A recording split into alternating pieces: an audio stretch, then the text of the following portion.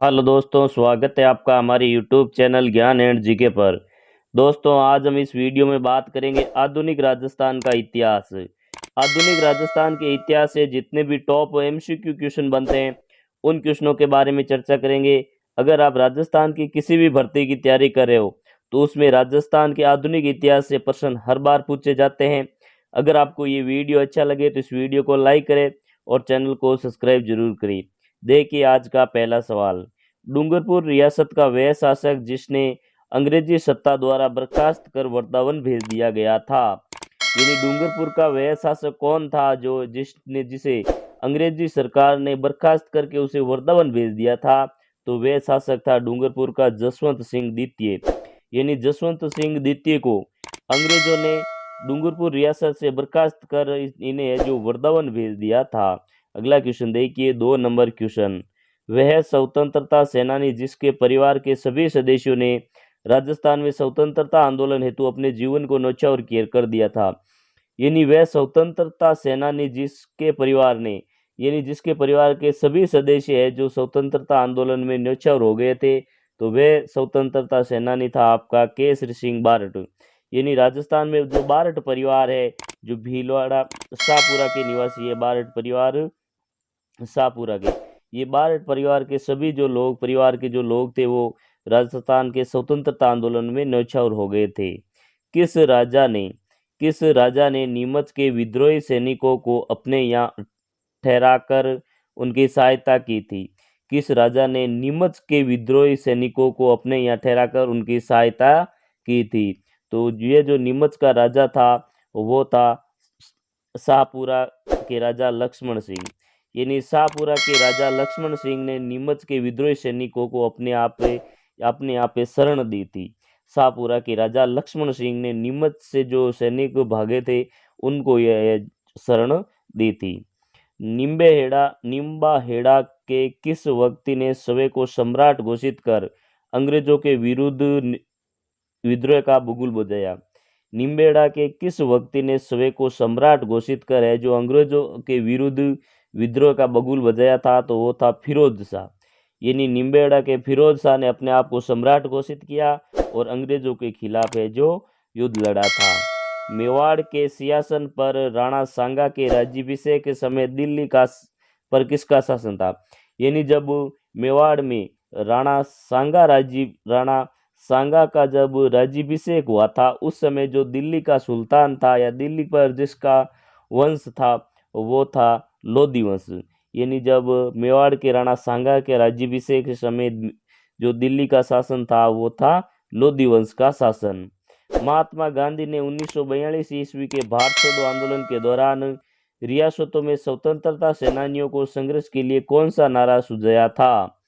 1942 के भारत छोड़ो आंदोलन के दौरान है जो रियासतों में स्वतंत्रता सेनानियों ने जो नारा दिया था वो नारा था राजाओं अंग्रेजों का साथ छोड़ो। राजाओं अंग्रेजों का साथ छोड़ो, ये स्वतंत्रता सेनानियों के संघर्ष के लिए नारा था 1942 के भारत छोड़ो आंदोलन के दौरान। मेवाड़ में प्रजामंडल के संस्थापक एवं प्रमुख कार्यकर्ता श्री माणिक्यलाल वर्मा को 1939 में गिरफ्तार कर मेवाड़ के किस स्थान पर बंदी कर रखा था। यानी जब मेवाड़ में प्रजामंडल आंदोलन चल रहा था तो उस समय माणिक्यलाल वर्मा को गिरफ्तार कर लिया और इनको जिस जेल में रखा वो थी कुंभलगढ़ की जेल। यानी कुंभलगढ़ की जेल में माणिक्यलाल वर्मा को रखा गया था। इन्होंने जो मेवाड़ प्रजामंडल की स्थापना की थी। अगला क्वेश्चन देखिए, 8 नंबर क्वेश्चन। किस स्थान के विद्यार्थियों ने अर्जुनलाल शेट्टी की बग्गी को अपने हाथों से खींचा था। किस स्थान के विद्यार्थियों ने अर्जुनलाल शेट्टी की बग्गी को अपने हाथों से खींचा था। तो वो था इंदौर।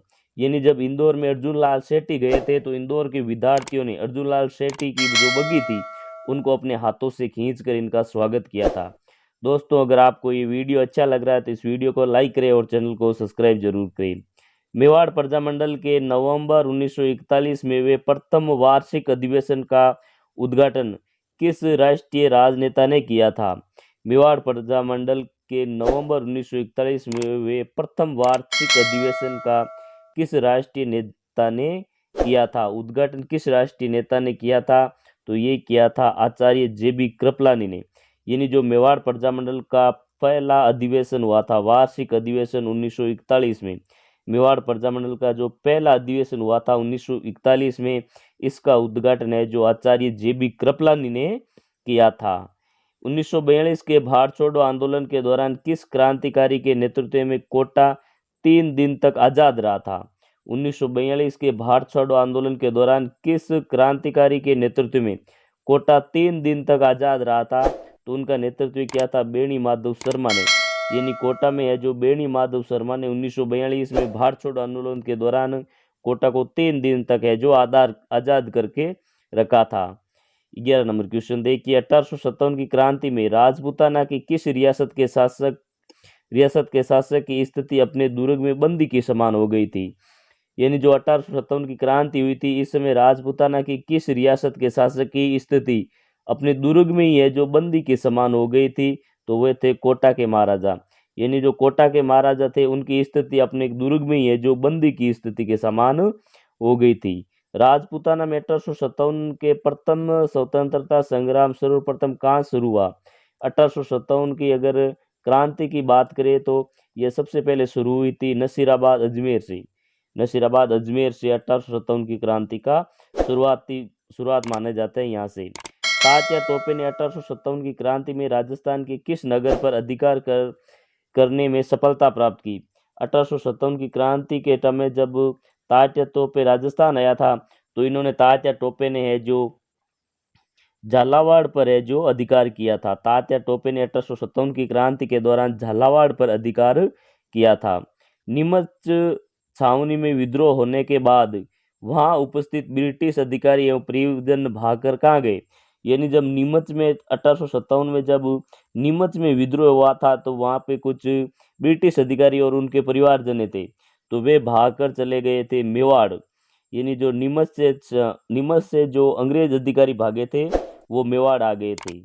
15 नंबर क्वेश्चन देखिए, स्वतंत्रता सेनानी केसरी सिंह बारट ने चेतावनी चुंगटिया के 13 शोर्टों के माध्यम से 1 जनवरी 1903 के को आयोजित लॉर्ड कर्जन के दरबार में जाने से किसे रोका था? यानी जब दिल्ली में लॉर्ड कर्जन का दरबार आयोजन हुआ था 1 जनवरी 1903 को, उस समय केसरी सिंह बारट ने 13 शोर्टे लिखे थे जिन्हें चेतावनी चुंगटिया कहा जाता है। यानी चेतावनी चुंगटिया जो नामक 2 है वो केसरी सिंह बारट ने लिखे थे और ये 13 शोर्टे थे। तो 1903 में जो लॉर्ड कर्जन का दरबार आयोजन हो रहा था दिल्ली में, उस समय लिखे थे मेवाड़ महाराणा फतेह सिंह को। मेवाड़ महाराणा फतेह सिंह को केसरी सिंह बारट ने चेतावनी चुंगटिया लिख दिल्ली के दरबार में जाने से रोका था।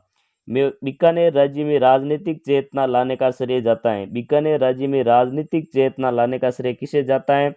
तो ये जाता है बाबू मुक्ता प्रसाद और मग्गाराम वेद, इन दोनों को। बीकानेर राज्य में राजनीतिक चेतना लाने का श्रेय बाबू मुक्ता प्रसाद और मग्गाराम वेद को जाता है। इन दोनों को ए व दोनों इसमें सही हो जाएगा, ऑप्शन नंबर सी।